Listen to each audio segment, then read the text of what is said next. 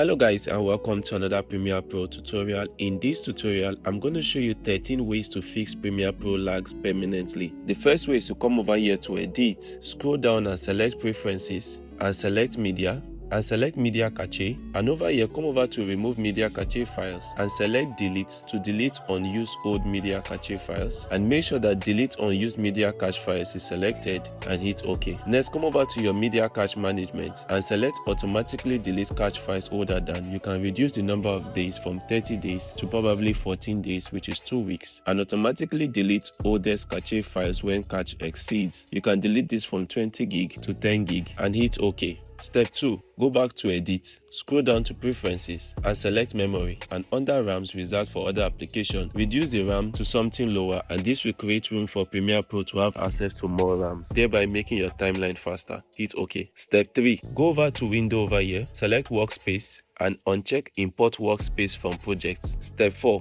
Under the Program Monitor over here, come down to the Playback resolution and change the resolution from full to either half, quarter or 1/8. I'm going to set mine as 1/8. Step 5. Come over to your timeline over here, move your playhead from where you want to preview and hit I, and move your playhead to the end and hit O.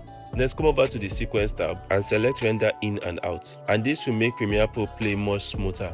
Step 6. Come over to the Settings button over here and select it and uncheck High Quality Playback. Step 7. Go over to File, scroll down to Project Settings, select General, and under Renderer here, make sure that you are using Mercury Playback Engine GPU Acceleration. Do not choose the option for software only and hit OK. Step 8. If you have other Adobe software that are running like Adobe Illustrator, what you want to do is to close them up, because this can be sharing space with Premiere Pro. So close down every other app that may be running on your taskbar. Step 9. If you're editing 10K footages, what you need to do is to use Proxy files. To use Proxy files, come over to your Project tab over here, select the clip, right click and select Proxies and select Create Proxies and hit OK.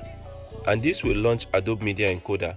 And Media Encoder will create a lower quality version of your video, so you can make changes on the lower quality version in your timeline while retaining the high quality in Premiere Pro. But when you export, it will be exporting as a high quality version. So in Premiere Pro, come over to your Program tab over here and toggle on Proxies. If you can't see this icon, select the plus sign over here and drag the Proxies and hit OK.